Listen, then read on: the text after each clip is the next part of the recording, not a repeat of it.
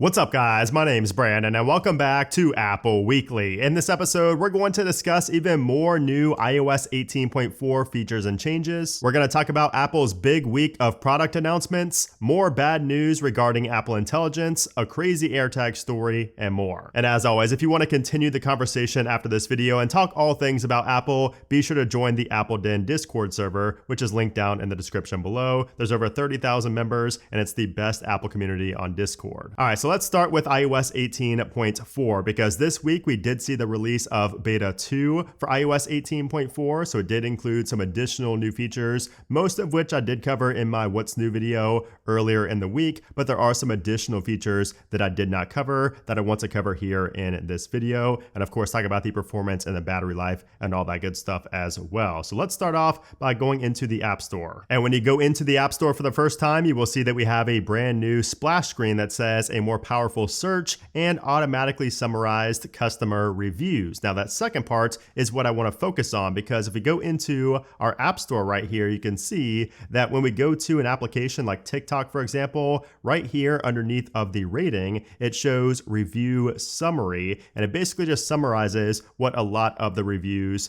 talk about, some of the more popular phrases. So it says users say the app is entertaining and they enjoy the videos, they find it informative, and if you say it makes them laugh. Now also in iOS 18.4 Beta 2, some people are seeing that the adaptive noise control icon, the little glyph down there in the bottom left, has changed to a gray color. So it seems like this has gone back and forth many times in iOS 18, but in 18.4 Beta 2 for me, mine is still the rainbow. So if you have AirPods in, check your noise control glyph and see if it's gray or rainbow. There's also a new feature here in the Photos application that I believe was in Beta 1, but I did not cover it. So if you go into your Photos application and then go to either media types or utilities, we'll just go to utilities right here. And then if you go to edit, you get the option to reorder these sections. So you can see it is a little bit buggy there, but you are able to reorder these sections. You could not do that in iOS 18.3. So you could also reset it up there in the top left. We'll go ahead and tap on done on that. And then if you go to media types and go to edit, you can move these as well. So if you wanted, RAW to be all the way at the top, you can change that right here. But once again, you can see it is pretty buggy. So hopefully that does get fixed by the time the final version is released. Now, iOS 18.4 Beta 2 also brought RCS messaging support to several additional carriers that did not get it with iOS 18 earlier in the year or some last year. So there was a lot of people left out with the whole RCS train, but now it looks like it's available for Mint Mobile, Google Fi, Ultra Mobile, Tello, US Mobile, and soon for T-Mobile MVNOs. So after iOS 18.4, it seems like we have RCS now for pretty much all carriers out there. So that is good news. We also have some new actions in the Shortcuts application. So if you go into your shortcuts and create a new shortcut and go to add an action and you type in settings, you will see that we now have several new actions to change the settings for certain applications. So you can see all of these first-party applications, you can now set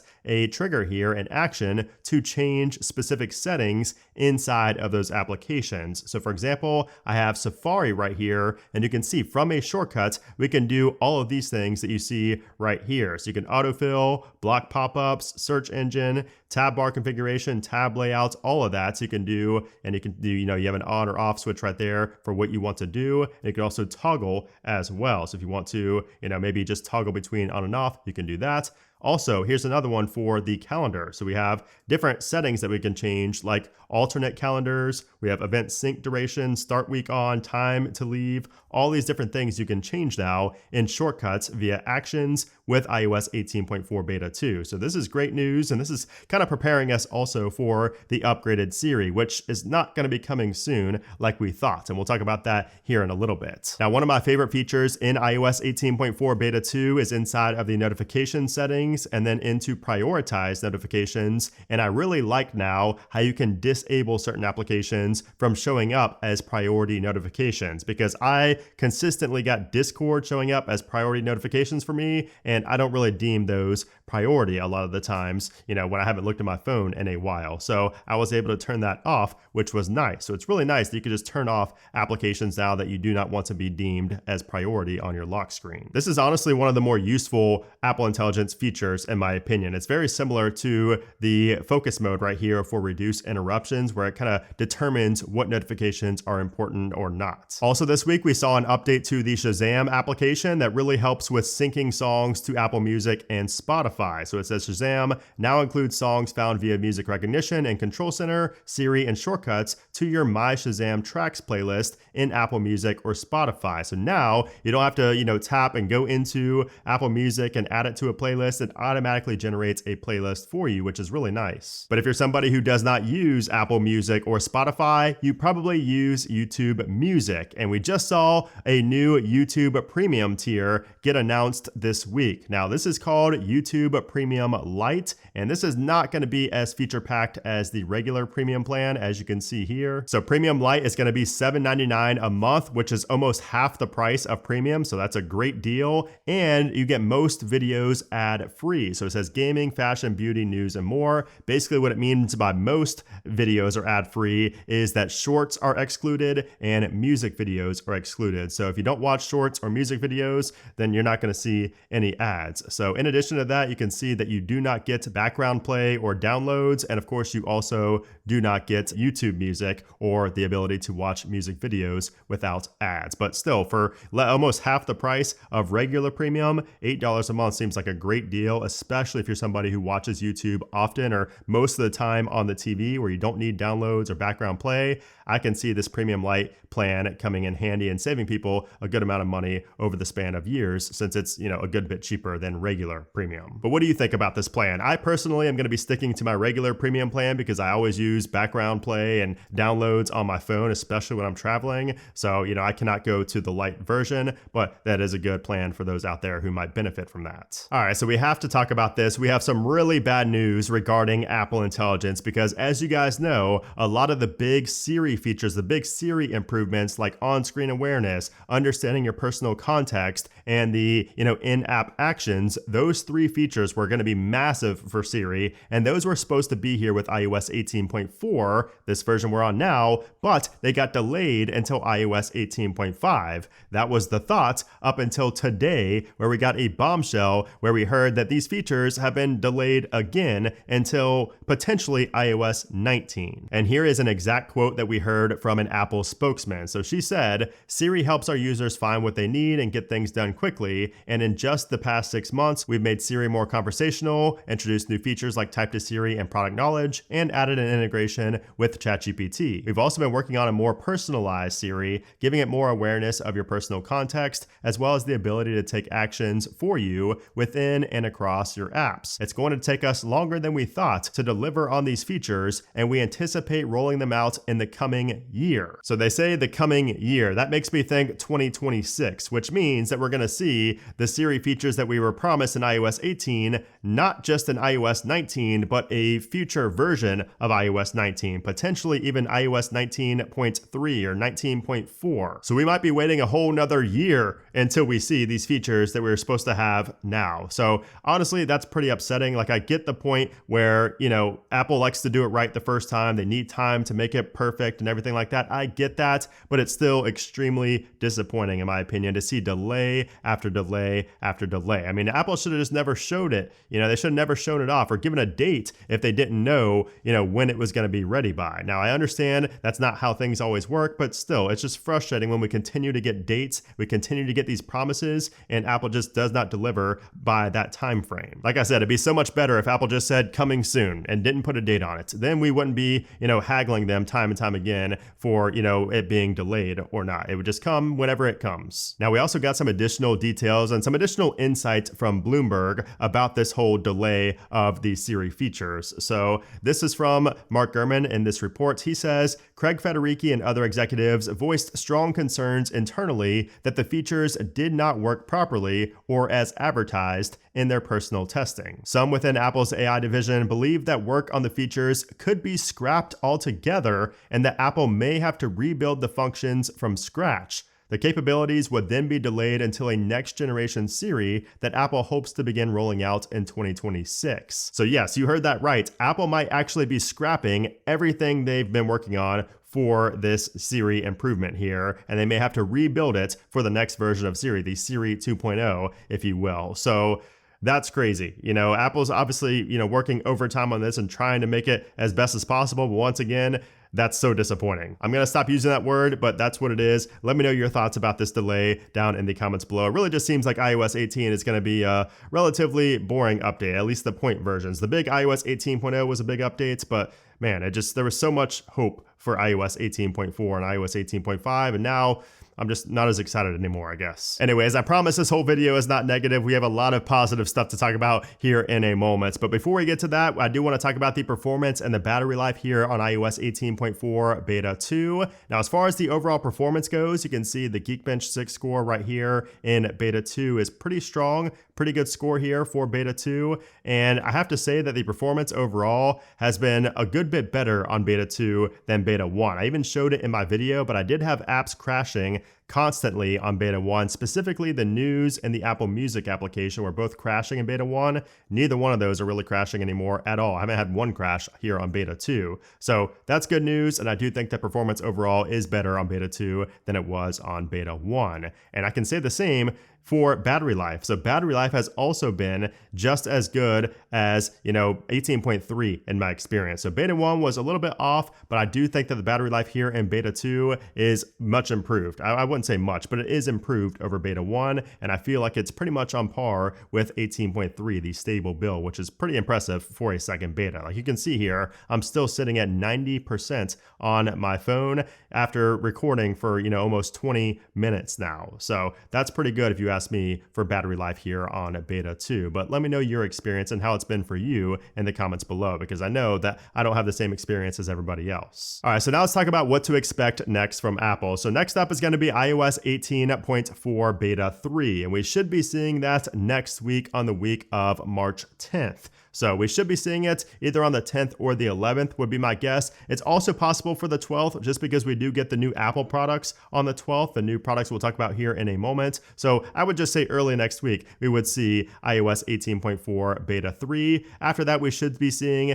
a Beta 4, then potentially a Beta 5 or an RC on the week of the 24th. But nonetheless, we should be seeing iOS 18.4 get released to the public in April. Apple has consistently said April, and they usually release software on Mondays, so it's looking like April 7th might be the day that we get 18.4 to roll out for the public. All right, so now let's move on to the latest Apple news. And this week we saw a ton of new Apple products get announced. So let's just go ahead and get right into it because we got multiple new Macs, multiple iPads, and some other products as well. So starting off with the Macs, we got a new M4 MacBook Air, which has 16 gigs of RAM and a 256 gig SSD to start. And it also has options that go up to 32 gigs of RAM and 2 terabytes of SSD storage. It does also come in both 13-inch and 15-inch sizes, along with a new sky blue color, which looks awesome. And one of my favorite parts about this MacBook Air is that it supports up to 2 6K external displays in addition to its built-in Retina display. So you could technically have a triple display setup with a $999 MacBook Air. Yes, you heard me right. It's $100 cheaper this year as well. So $1,000 for this M4 MacBook Air. What a deal. Now, we also saw a new Mac Studio get announced this week, and this one's very interesting because this comes with the M4 Max chip and the M3 Ultra chip, so you can choose between the two. Now, the M4 Max starts at 36 gigs of RAM and 512 gigabytes of SSD storage. It also has Thunderbolt 5 ports on the rear, but not in the front, and it also supports up to 5 displays, and that one starts at $1999. Now, on the other hand, we have the M3 Ultra Mac Studio, which starts at 96 gigs of RAM and 1 terabyte of SSD storage. It also has Thunderbolt 5 ports on the front and the rear, and it supports up to 8 displays. And this one starts at $3,999. And fun fact, you can actually spec up the M3 Ultra Mac Studio to be $14,000, $14,100 to be precise. And this has 512 gigs of RAM and a 16 terabyte SSD. Now we also got new iPads this week, so we got the M3 iPad Air in both 11-inch and 13-inch sizes. It also has support for Apple Intelligence now, and it also has a $599 price tag for the 11-inch and $799 for the 13-inch. It also came with a new redesigned Magic Keyboard, which has an extra row of function keys, a larger trackpad, and a new aluminum hinge. And alongside that, we saw the base iPad get refreshed with the A16 chip, 6 gigs of RAM, and double the storage for the same price. Now, it does not have Apple Intelligence supports, which is surprising. We heard all the rumors said that it would have Apple Intelligence support, but it does not. And also, Apple is not calling this the iPad 11. They're classifying this or calling this the iPad A16. But even without Apple Intelligence, this thing is such a great deal at $350 brand new, especially now that it starts at 128 gigs of storage. So RIP to 64 gigs of storage. It's not available anymore on any Apple product, which is a great thing. And these new products will be released on Wednesday, March 12th, so expect that coverage here on the channel very soon. But as far as products coming later this year, we got a new update on the iPhone 17 Pro Max from leaker Ice Universe. So he said that the iPhone 17 Pro Max is going to be thicker this year to accommodate for the larger battery. So Apple is said to increase the depth of the 17 Pro Max to 8.725 millimeters, which is up from 8.25 millimeters. So that'd be a decent difference there, and it's going to have a larger battery inside. So we might be seeing some really good battery life from the Pro Max this year. But looking even further ahead than this year, we're also hearing from Ming-Chi Kuo that Apple's first foldable iPhone is going to be a book style design. So it's going to be like a book, how it folds, and it's going to sell for over $2,000. And he wrote out a lot of information about this, saying that it's a true AI driven phone. It's a top tier iPhone. So he says that it could retail above $2,000 and even $2,500. And he said that Touch ID is going to return as a side button, as Face ID may be absent due to the thickness and internal space constraints. And you can see the other hardware specs that he mentions there. And he says as far as the development schedule, the final specs will be locked in Q2 of 2025. So that's coming up, with the official project kickoff in the third quarter of this year and mass production slated for the end of 2026. And as far as the shipping estimates, those are at 3 to 5 million units for 2026, which seems a bit low for an iPhone. But I guess if this thing is really priced at $2,500,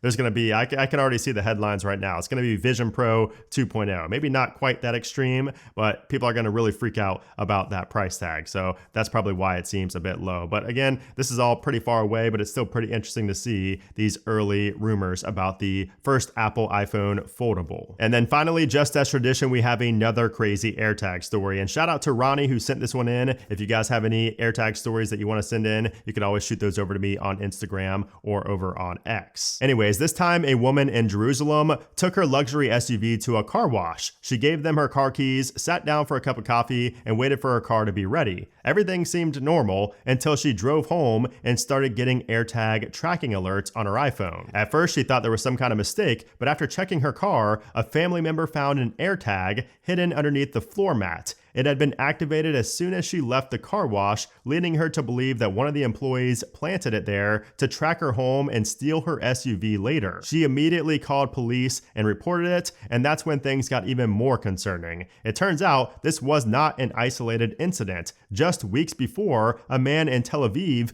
found an AirTag under his glove compartment, also right after going to the car wash. Police now suspect that some car wash employees are working with organized car theft rings, planting trackers in high-end vehicles for thousands of dollars per job. And this report mentions that this is not a new thing. So it says this method first came to light 8 months ago when a woman in Tel Aviv found an AirTag in her Suzuki Jimmy. Police arrested 7 suspects, all car wash employees, but they were released due to lack of evidence. Because while security cameras caught everything outside the car, they could not prove who placed the device inside. So that is definitely a new one. You cannot trust people these days. So just go to the self-serve car washes or have somebody come wash your car in your driveway. That seems like a safer bet here. But without, the Find My alerts, she may have had her car stolen in the middle of the night. So thank God for that AirTag, and thank God for the alerts on her iPhone. Anyways, guys, that's it for this week. Next week should be very exciting and very packed with new product videos here on the channel, the iPads, the Macs, all that good stuff. So I'm looking forward to that, and hopefully we do get some new features in beta 3 of 18.4 as well. But hope you guys enjoyed this video. As always, if you did, give it a thumbs up. Be sure to subscribe so you don't miss out on future videos just like this one. But anyways, guys, thanks for watching, and I'll see you soon.